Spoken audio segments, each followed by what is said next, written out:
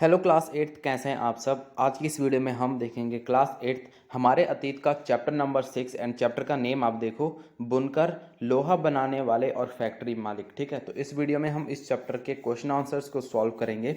And देखो, अगर आपने चैप्टर पढ़ लिया है तो आप काफ़ी हद तक और बहुत अच्छी तरीके से क्वेश्चन समझ में आ जाएंगे। लेकिन अगर आपने नहीं भी पढ़ा है तो मैं काफ़ी हद तक और यहाँ पर पूरी तरह से क्लियर करने की कोशिश आपको करूँगा। ठीक है, हर एक क्वेश्चन को, जिससे कि आप अपना जो चैप्टर है उसका ओवरव्यू एक तरह से ले सकते हैं। ठीक है, तो स्टार्ट करते हैं। देखो क्वेश्चन आंसर्स, आप अपनी कॉपी और पेन उठाओ और चलो मेरे साथ क्वेश्चन आंसर्स को सॉल्व करने।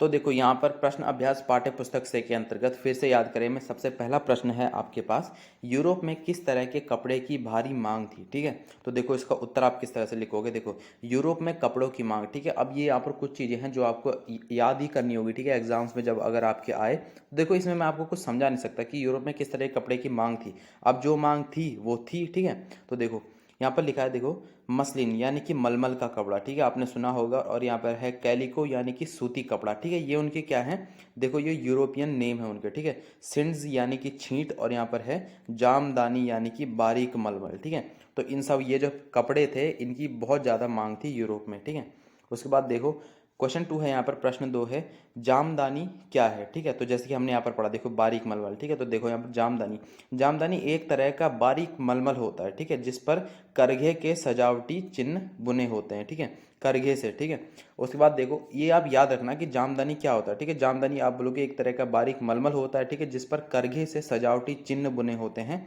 और इसका रंग प्रायः कैसा होता है, सलेटी और सफ़ेद रंग का होता है। ठीक है, आमतौर पर सूती और सोने के धागों का प्रयोग किया जाता है इसमें। उसके बाद देखो थर्ड पॉइंट है यहाँ पर, बंगाल में ढाका और संयुक्त प्रांत यानी कि वर्तमान में जिसे हम उत्तर प्रदेश कहते हैं। ठीक है, संयुक्त प्रांत को अब हम आज के टाइम पे उत्तर प्रदेश कहते हैं, में लखनऊ जामदानी बुनाई के सबसे महत्वपूर्ण केंद्र थे। ठीक है, तो यानी कि इन जगहों पर जामदानी की बुनाई होती थी। अब उसके बाद देखो प्रश्न 3 है आपके पास यहाँ पर, बंडाना क्या है। ठीक है, बंडाना आप इसको अच्छे से याद रखना और यह क्या है इसको आप अच्छे से समझो। ठीक है, तो देखो बंडानी शब्द का प्रयोग गले या सिर पर पहनने वाले चटक रंग के छापेदार गुलूबंद के लिए किया जाता है। ठीक है, आपने देखा होगा लोग काफ़ी टाइम पे पहनते थे। ठीक है, और आज के टाइम पे भी कुछ लोग पहनते हैं। ठीक है, तो देखो, और यह शब्द हिंदी के बांधना शब्द से लिया गया है। ठीक है, निकला है, और इस श्रेणी में चटक रंगों वाले ऐसे बहुत सारी किस्म के कपड़े आते थे जिन्हें बांधने और यहाँ पर आप देखो रंगसाजी की विधियों से ही बनाया जाता था। उसके बाद देखो बंडाना शैली के कपड़े अधिकांशतः राजस्थान और गुजरात में बनाए जाते थे। ठीक है, तो ये भी आप याद रखना कि बंडाना शैली के जो कपड़े थे वो अधिकतर कौन से राज्यों में बनाए जाते थे, तो आप लिखोगे राजस्थान और गुजरात में। ठीक है, दोनों आसपास में आपको पता है, ऊपर राजस्थान उसके जस्ट नीचे यहाँ पर गुजरात है। उसके बाद देखो क्वेश्चन 4 है यहाँ पर, अगरिया कौन होते हैं। ठीक है, अगरिया कौन होते हैं, तो देखो इसका उत्तर आप लिखोगे, देखो अगरिया। ठीक है, अब यहाँ पर जो डैश लिखा हुआ है इसको आप अगरिया अगरिया मत पढ़ना। अगरिया यहाँ पर एक तरह से हेडिंग दी है आपको, और फिर दिया है अगरिया लोहा बनाने वाले लोगों का एक समुदाय था। ठीक है, तो अगर आपके पास क्वेश्चन में आ गया कि अगरिया कौन थे, तो आप लिखोगे ये एक लोहा बनाने वाले लोगों का एक समुदाय था जो मध्य भारत में के गांव में रहते थे। ठीक है, यानी कि जो मध्य भारत यानी कि भारत का बीच का पोर्शन, ठीक है, वहां पर वो गांव में रहते थे तथा लोहा गलाने की कला में वो निपुण थे, यानी कि बहुत ज़्यादा सक्षम थे। ठीक है, उनको अच्छी तरह से लोहा गलाना आता था। उसके बाद प्रश्न 5 यहाँ पर, रिक्त स्थान भरे। ठीक है, अंग्रेजी का सिड्स शब्द हिंदी के डैश शब्द से निकला है। किस शब्द से निकला है, उत्तर आप लिखोगे यहाँ पर छींट शब्द से निकला है। ठीक है, उसके बाद देखो टीपू की तलवार। ठीक है, टीपू सुल्तान आपने पढ़ा हो, टीपू की तलवार डैश स्टील से बनी थी, किससे, वुड्स स्टील से बनी थी। ये भी आप याद रखना अच्छी तरह से।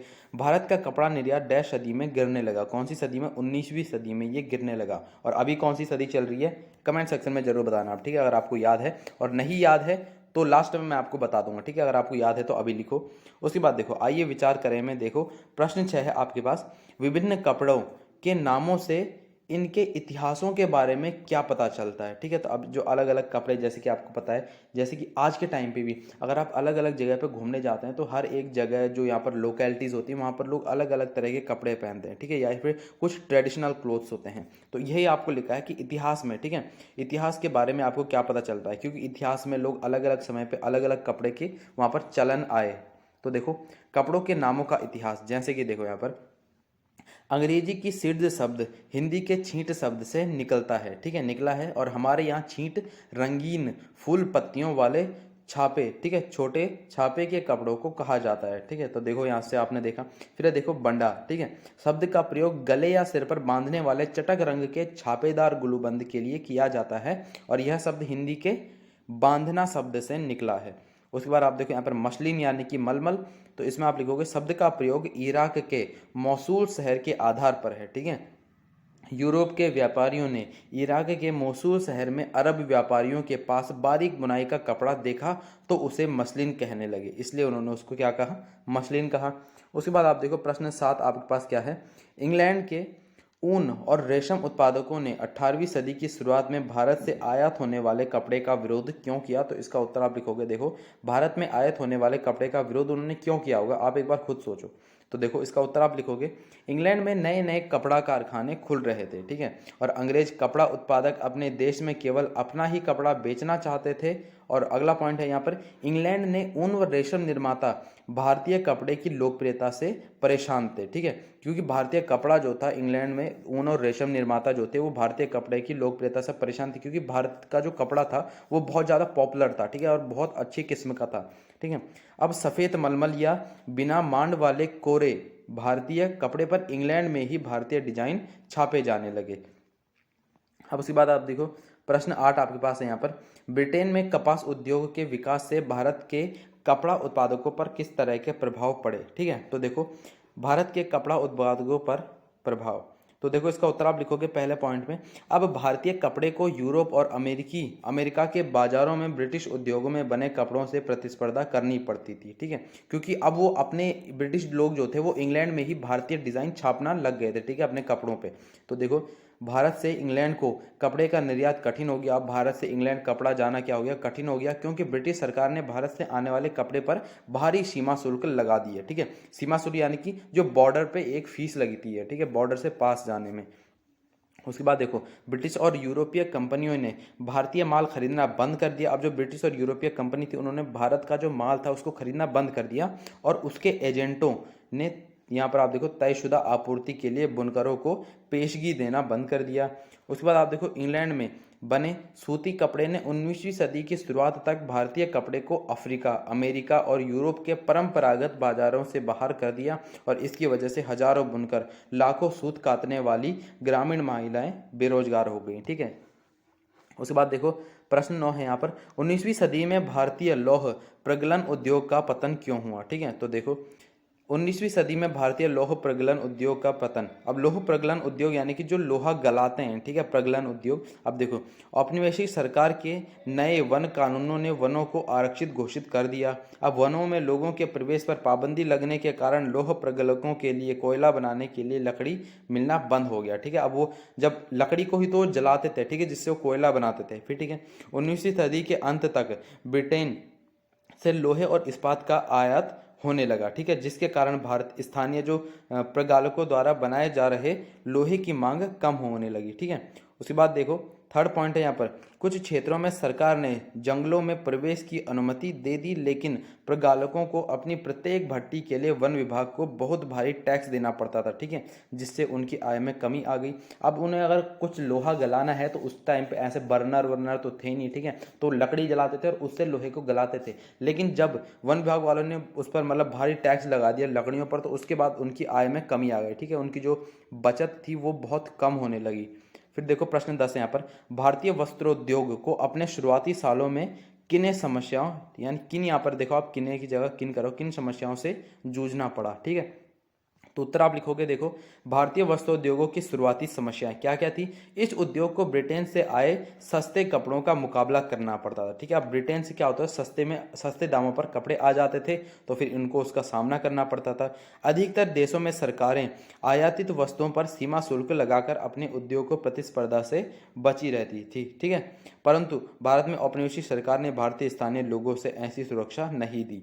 अब देखो 1880 तक भारत के सूती कपड़ा पहनने वाले लगभग 2/3 लोग ब्रिटेन में बना कपड़ा पहनने लगे थे, ठीक है। अब 1880 तक क्या हुआ, भारत के जो सूती कपड़ा पहनने वाले लोग थे वो क्या पहनने लगे, उनके जो 2/3 लोग थे वो ब्रिटेन से आने वाले कपड़े को पहनने लग गए थे, ठीक है, जिससे कि अब भारत का जो कपड़ा था वो नहीं बिकने लगा, जिससे कि हजारों बुनकर तथा लाखों सूत काटने वाली ग्रामीण महिलाएं क्या हो गई, बेरोजगार हो गई, ठीक है, उनके जो रोजगार था वो छिन गया। फिर देखो प्रश्न 11 है यहाँ पर, पहले महायुद्ध के दौरान अपना स्टील उत्पादन बढ़ाने में टिस्को को किस बात से मदद मिली? ठीक है, तो देखो टिस्को को अपना स्टील उत्पादन बढ़ाने में मदद किस तरह से मिली? देखो सन 1914 में पहला विश्व युद्ध शुरू हुआ। ठीक है, ब्रिटेन में उत्पादित इस्पात की खपत यूरोप में युद्ध की मांगों को पूरा करने के लिए होने लगी। ठीक है, फिर देखो भारत आने वाले ब्रिटिश स्टील की मात्रा में भारी गिरावट आई और भारतीय रेलवे भी पटरियों की आपूर्ति के लिए टिस्को पर आश्रित हो गया। अब फिर देखो औपनिवेशिक सरकार ने युद्ध लंबा खींचने की स्थिति में टिस्को को युद्ध के लिए गोलों के खोल और यहाँ पर आप देखो रेलगाड़ियों के पहिए बनाने का काम सौंप दिया, क्योंकि आपको पता है वो सब किसके बनते हैं? लोहे के बनाए जाते थे। ठीक है, औपनिवेशिक सरकार 1919 तक टिस्को में बनने वाले 90% इस्पात को खरीद लेती थी और कुछ समय बाद टिस्को समूचे ब्रिटिश साम्राज्य में इस्पात का सबसे बड़ा कारखाना बन गया। ठीक है, अब देखो यहाँ पर है रेशमी कपड़ों की बुनाई। ठीक है, तो अकबर काल से, तो देखो यहाँ पर आपको कुछ एडिशनल दिया गया है। ठीक है, इनको आप नोट कर सकते हैं कि किसकी शुरुआत कब से हुई थी। ठीक है, जारीदारी 19वीं शताब्दी से, संगमरमर देखो यहाँ पर है मुगल काल से। ठीक है, और कालीन ये देखो मुगल काल से, सूती वस्त्र मुगल काल से, चिकनकारी ठीक है तो ये 320 ईस्वी पूर्व से, और धातु कार्य 3000 ईस्वी पूर्व से। ठीक है, ये सब चीज़ आप नोट कर सकते हैं। और क्लास 8 देखो यहाँ पर आपके इस चैप्टर के सारे क्वेश्चन आंसर्स कंप्लीट हो जाते हैं एंड आप क्लास 8 अदर सब्जेक्ट के question answer videos modern master ji के चैनल पर देख सकते हैं। आप सिंपली चैप्टर का नेम लिख के बाय मॉडर्न मास्टर जी करके सर्च करें, आपको वीडियोस मिल जाएंगी। ठीक है, तो बाकी तब तक के लिए पढ़ाई करते रहें और मॉडर्न मास्टर जी का नाम भी रोशन करें।